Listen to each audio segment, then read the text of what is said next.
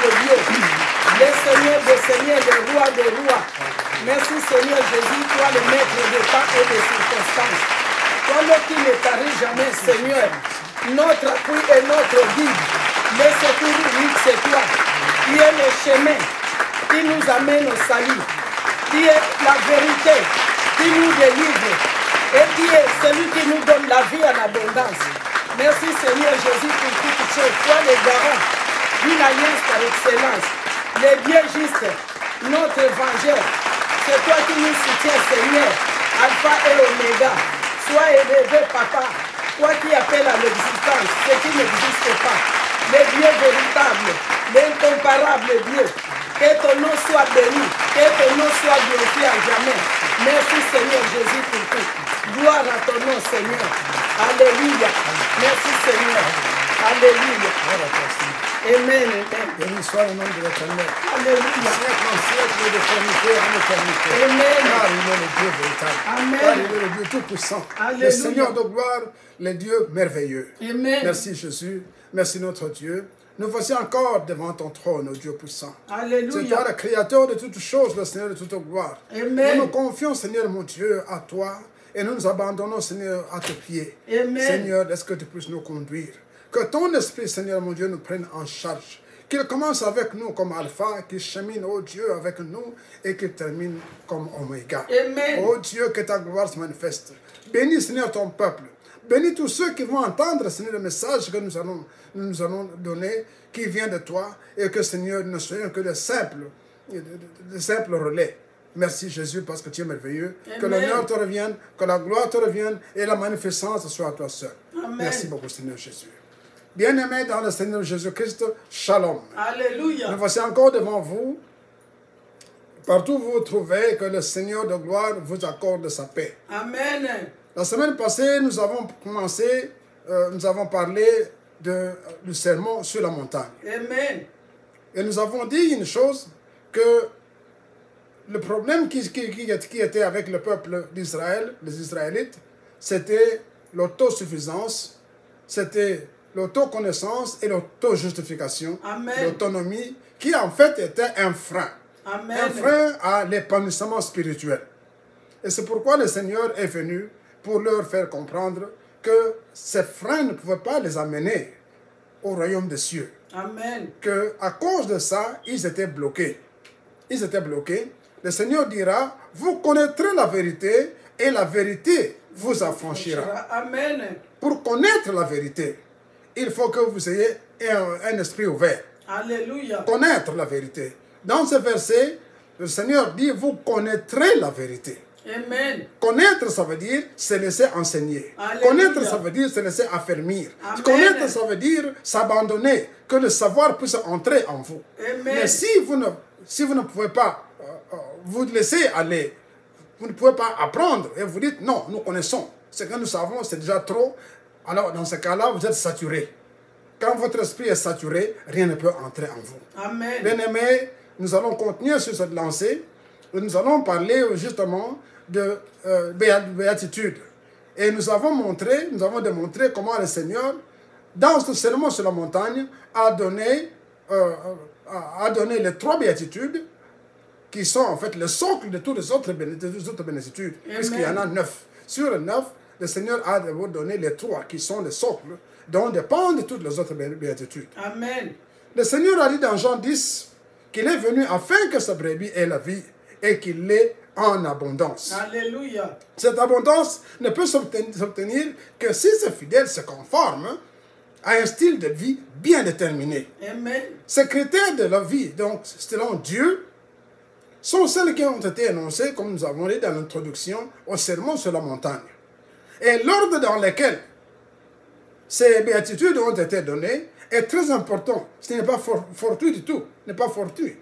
Et le tout premier béatitude dont le Seigneur a parlé, c'est « Heureux les pauvres en esprit, Amen. car le royaume des cieux est à eux. » Amen. Vous comprenez que c'est de là que dépend tout découle toutes les autres béatitudes. Amen. Si vous avez un esprit ouvert, la parole de Dieu va entrer, et quand la parole de Dieu entre en vous, vous êtes délivré. et alors vous serez heureux. Tout le reste ne fera que entrer en vous. Amen. C'est pourquoi le Seigneur a souligné les pauvres en esprit. Amen. Nous allons beaucoup parler de ça. Nous allons expliciter justement ces termes parce qu'ils prêtent à beaucoup de confusion. Il y a des gens qui croient que nous sommes en train d'enseigner la pauvreté. Non, nous ne sommes pas en train d'enseigner la pauvreté. Nous parlons de pauvres en esprit. En esprit. Et nous allons montrer ce que c'est. Amen. Hein? Amen. Qui sont alors les pauvres en esprit? Amen. Le Seigneur a beaucoup parlé de pauvres en esprit. Mais qui sont les pauvres en esprit? Ce sont ceux qui ont l'esprit ouvert à recevoir, accepter des idées nouvelles. Amen. Et des ajustements à leur connaissance. Alléluia. Nous avons dit que vous connaîtrez la vérité et la vérité vous affranchira. Pour que vous connaissiez la vérité, il faut que vous puissiez vous laisser aller à l'enseignement. Amen. Que vous puissiez accepter avec humilité ce qui vient des autres gens. Parce que le peuple d'Israël, eux disaient, nous connaissons la loi, chaque jour nous la ressassons, chaque jour nous la méditons, chaque jour, et ça suffit. Quand quelqu'un d'autre vient et dit, qu'est-ce qu'il va encore nous apprendre de celui-là? Qu'est-ce qu'il va encore nous dire? Nous sommes... Alors, ils étaient dans ce qu'on appelle l'autosuffisance. Autosuffisance spirituelle. Ça les a bloqués. Et ça les a amenés à des interprétations erronées qui ont fait qu'ils soient éloignés de Dieu. Parce que pour eux, Dieu était trop loin. On ne peut pas l'atteindre. La loi avait pris la place de Dieu. Or, ce n'est pas ça que Dieu a voulu. Il a voulu que la loi puisse les amener à comprendre les choses de Dieu. Alors, les pauvres en esprit sont ceux qui sont souples et humbles d'esprit. Amen. Souples et humbles d'esprit. Ils sont aptes au changement et au progrès. Et ils reçoivent souvent un rafraîchissement spirituel. Amen. Quand vous acceptez la parole de Dieu, quand la parole entre en vous, la Bible dit que la foi vient de ce qu'on entend, et ce qu'on entend de la parole de Dieu. Amen. Eux, ils avaient la parole, ils croyaient qu'ils connaissaient trop la parole. Mais quand Jésus est venu, il a commencé à expliquer cette parole qu'ils croyaient connaître. C'était venu autrement. Quelqu'un comme l'apôtre Jean dira, c'est vrai, ce que tu dis maintenant vient confirmer la parole. Vient même expliquer la parole. Alléluia. Mais ils n'étaient pas nombreux ceux qui ont reçu la parole comme l'apôtre Jean l'a reçu. La plupart d'entre eux ont dit, mais celui-là, il vient de Nazareth. Qu'est-ce qui peut venir de bon de Galilée? La Galilée, rien ne peut venir, vous comprenez? Et c'est justement ça, c'est l'orgueil. Puisqu'il vient de la Galilée, il ne peut rien connaître. Puisqu'il vient de telle contrée, il ne peut pas savoir. Puisqu'il n'a pas été ici, il ne peut rien savoir. Qu'est-ce qu'il peut me dire celui-là? Où est-ce qu'il a appris ceci? Où est-ce qu'il a appris cela? Vous voyez, c'est ça l'orgueil spirituel. L'orgueil ne vous amène qu'à rien qu'au blocage. Alléluia. Celui dont vous croyez qu'il ne connaît rien peut amener une explication qui peut vous aider peut avoir la clé même à la connaissance qui vous manque.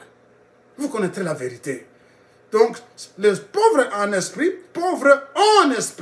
sont les gens qui sont souples, sont les gens qui savent entendre, critiquer. Amen. Critiquer positivement l'information. Et quand ils critiquent positivement l'information, ils l'adoptent.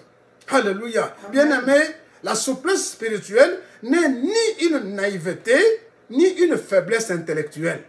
Ce n'est pas une naïveté. Ce n'est pas une faiblesse intellectuelle non plus. Les pauvres en esprit savent critiquer positivement l'information ou les idées nouvelles et ils les adoptent après les avoir éprouvées. Alléluia. Après les avoir prouvées. Nous allons voir ce qui s'est passé avec Gamaël lorsqu'on était en train de persécuter les chrétiens. Gamaliel leur avait dit quelque chose de très important. On avait arrêté les apôtres.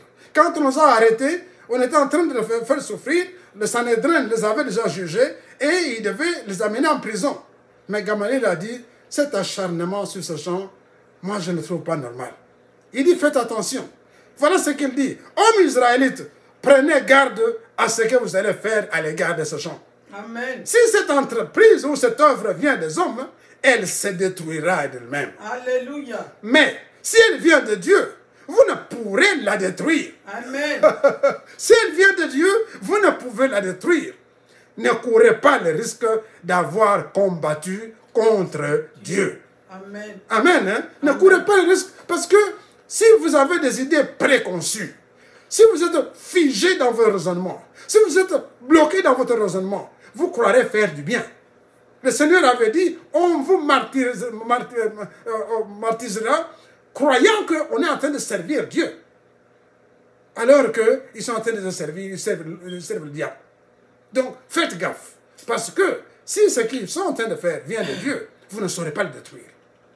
Amen. Hein? Amen. Donc, la souplesse spirituelle n'est pas une faiblesse, n'est pas non plus la naïveté. Donc, les pauvres en esprit savent critiquer les informations et les adopter. Donc, les pauvres en esprit ne sont pas nécessairement des démunis ou des pauvres en avoir matériel. Amen. Donc, les pauvres en esprit ne sont pas des pauvres matériels. Amen. Bien-aimés, je voudrais un peu introduire une petite parenthèse ici en disant que les pauvres matériels, les pauvres en matériel, souvent, ce sont des gens qui sont dans l'autosuffisance, l'autosuffisance spirituelle. Ça veut dire quoi? Que beaucoup de pauvres matériels sont bloqués au niveau du raisonnement. Pourquoi? Parce que ce qui pouvait faire leur bien, ce qui pouvait les amener au paradis matériel, peut être très, très proche. Mais puisqu'ils sont bloqués, ils ne peuvent plus penser, ils se disent, ah, moi, je suis comme ça, ben, c'est comme ça, parce que d'ailleurs, c'est ce grand frère-là qui m'a fait comme ça, c'est cet oncle-là qui m'a fait comme ça, c'est comme ça, nous, on est comme ça, on doit vivre de cette manière-là, et ils restent là. Non, justement, vous devez combattre. Quand vous recevez une information, la Bible dit que vous connaîtrez la vérité. Quand vous connaissez la vérité qui vient de la parole de Dieu, la vérité qui vient de la bouche de Jésus-Christ, quand vous connaissez la vérité, vous allez comprendre. Oh, moi, je suis resté comme ça parce que je n'ai pas compris ceci ou cela. Amen. Amen. Hein? Oh, mais moi, je ne me panique pas parce que je n'ai pas fait ça. Et peut-être que ça peut être un ajustement seulement de la place. Vous pouvez me dire, non, il faut que je quitte cette place-ci, que j'aille là-bas. Là où vous allez, les choses vont s'ouvrir. Amen. Et peut-être, je dois appliquer telle information que j'ai entendue. Et quand j'applique cette information, ça va vous amener à la connaissance de vous-même. Ça va vous amener à la connaissance de quelque chose qui va ouvrir une grande clé qui vous permettra d'aller très loin. Amen. Donc voilà, je disais que les pauvres matériels sont souvent dans l'autosuffisance spirituelle. Et quand vous êtes dans l'autosuffisance spirituelle, vous n'avancez pas. Vous êtes bloqué. Amen. Amen. Hein? Donc, ce ne sont pas nécessairement des pauvres en matériel, en avoir, en argent ou en quoi que ce soit. Nous allons voir des cas de gens qui ont été suffisamment aisés. Et donc, ils peuvent être matériellement riches, mais ils sont humbles. À cet exemple, nous allons donner l'exemple que nous pouvons donner, c'est l'exemple de Corneille. Nous avons parlé il y a 2 semaines ou 3 semaines de Corneille, le centurion romain, qui était en fait une autorité, un officier militaire qui avait des avoirs. En ce moment-là, c'était des conquérants. Ils avaient des avoirs. Il y avait des gens qui étaient commis à sa garde. Beaucoup de gens dépendaient de lui. Il avait donc des avoirs. Mais cette personne avait reçu la parole de Dieu. Amen. Pourquoi? Il a ouvert son esprit. Amen. Malgré qu'il était romain, malgré qu'il était colonisateur, malgré qu'il était... Mais il a dit, cette information, je ne l'ai pas encore entendue. Alléluia. Et quand ses yeux s'ouvraient, il commençait à voir ce qui se faisait autour de lui. Il disait, non, il y a quelque chose de très important. Alors que les Israélites, qui voyaient les miracles, tout ce qui se faisait, ils disaient, oh, c'est quoi? Ce sont des miracles, ce sont soi-disant miracles. Ce ne sont pas des miracles. D'ailleurs, ce sont des formes. Et à la fin, ils diront même que c'est inspiré par Belzéboul. Vous comprenez? Ils étaient bloqués. C'est pourquoi le Seigneur avait dit, Nazareth, si les miracles qui ont été faits à vous, si les miracles qui étaient faits ailleurs, tout le monde serait délivré. Amen. Mais eux, oh quel miracle! Ce sont des soi-disant miracles. Ce sont vous voyez, ils étaient bloqués spirituellement. Mais Corneille, un Romain, a vu ce miracle, a entendu, il a dit non, il y a quelque chose là-bas. Il y a quelque chose, il a adopté ça. Et pourquoi la Bible dit qu'il priait continuellement. Continuellement. Donc, ce n'est pas une faiblesse matérielle. Non, non. Bien aimé, la richesse, la pauvreté en esprit n'est pas pauvreté matérielle. Amen. Ça ne rime pas, ça n'est pas un synonyme. Non. Nous avons un autre exemple, c'est Gaius Démétrius, qui est mentionné dans 3 Jean, dans 3 Jean, l'apôtre Jean parle de Gaius, qui était aussi un homme aisé, qui recevait les autres, qui recevait les autres frères, et qui avait reçu la parole de Dieu, qui s'est humilié dans la parole de Dieu. Et la Bible dit qu'il prospérait à tous égards, comme prospérait l'état de son âme. Amen. Alléluia. Il prospérait. Donc, lui, Gaius, a prospéré. Pourquoi? Parce que son âme prospérait. Alléluia. C'est pour ça qu'il dit, bien-aimé, je souhaite que tu prospères à tous égards, comme prospère l'état de ton âme. L'état de son âme prospérait. Et aussi matériellement, il prospérait. Il devenait de plus en plus riche. Il allait de gloire en gloire, de richesse en richesse. Amen. Pourquoi? Parce qu'il prospérait spirituellement. Amen. Alléluia. Nous avons notre exemple, celui de Philémon. Philémon, aussi dans le livre de Philémon, c'était aussi un homme qui avait beaucoup d'argent, qui avait beaucoup d'esclaves, et parmi eux, Onésime qui avait fui.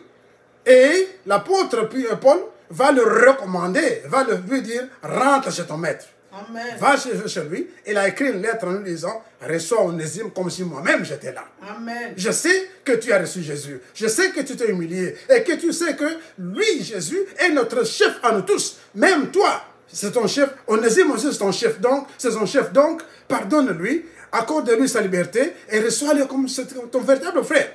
Et quand il est arrivé, Philémon a reçu Onésime comme un frère. Lui qui était chez son esclave. Il l'a reçu comme un frère. Vous comprenez? Donc, voilà comment la pauvreté en esprit ne peut pas être confondue avec la pauvreté matérielle. Amen. Donc, bien aimé, les pauvres en esprit reçoivent vite la délivrance. Amen. Même dans l'église, qu'est-ce que nous voyons? Quand quelqu'un arrive, vous entendez la parole de Dieu, il y en a un qui dit, mais ces choses que j'entends sont des choses nouvelles. C'est vrai, je vais les adopter. Et ces gens comme ça sont vite délivrés.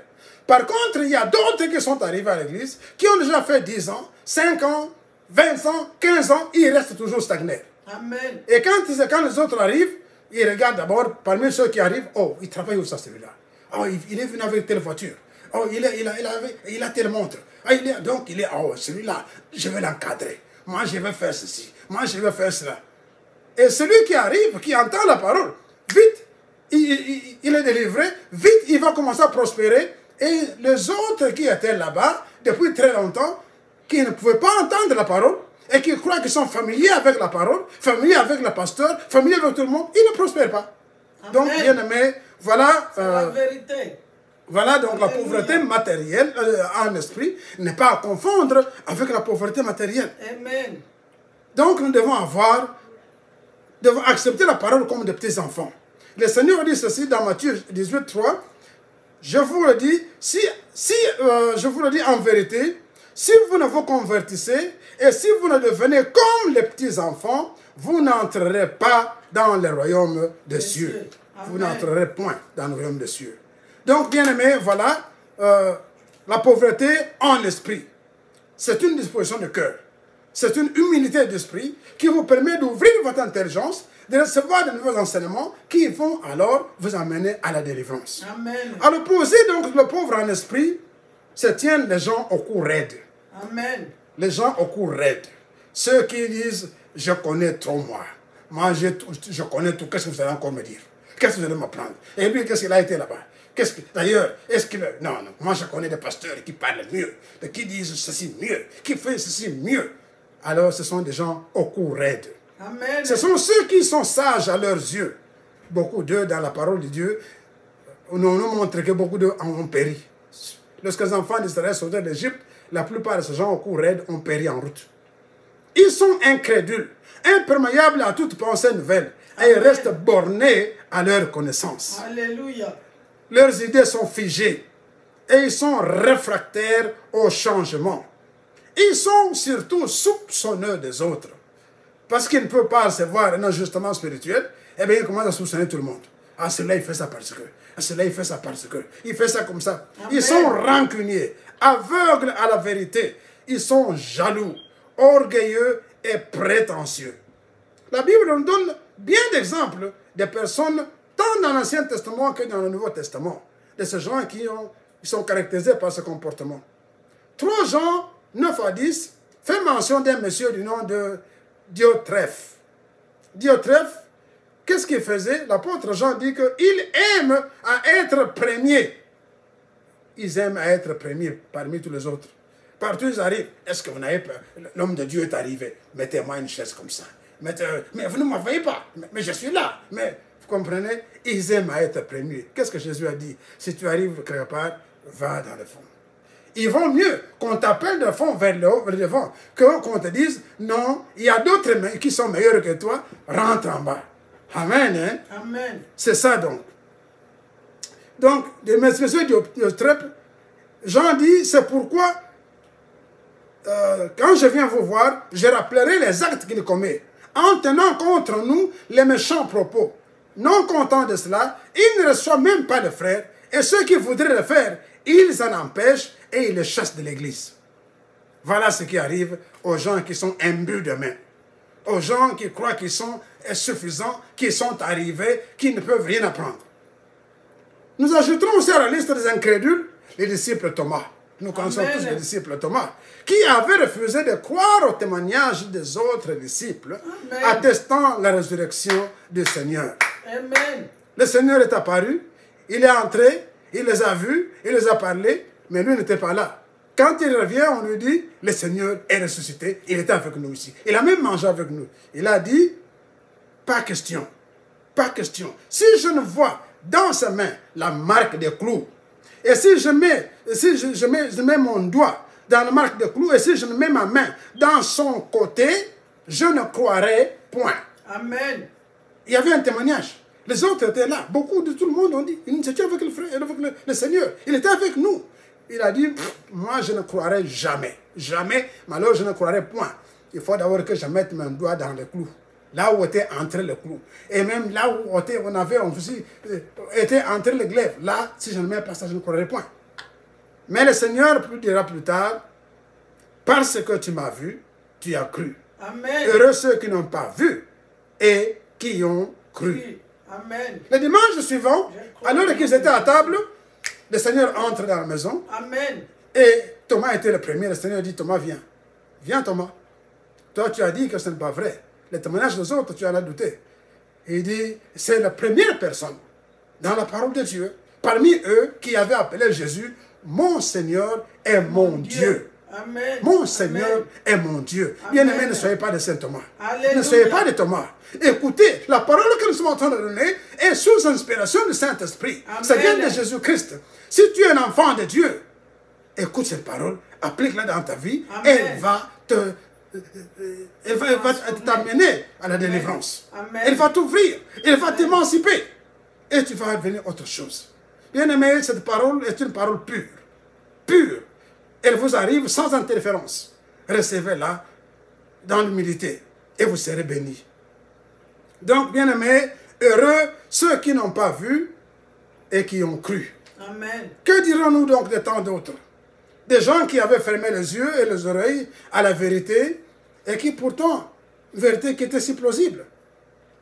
Nous avons parlé de Gamaël qui avait fini par raisonner les autres, qui avaient raisonné les Juifs, au point qu'ils ont fini par comprendre. Donc, bien-aimés, heureux les pauvres en esprit, car le royaume des cieux est à eux. Amen. De quel côté vous soutiez-vous?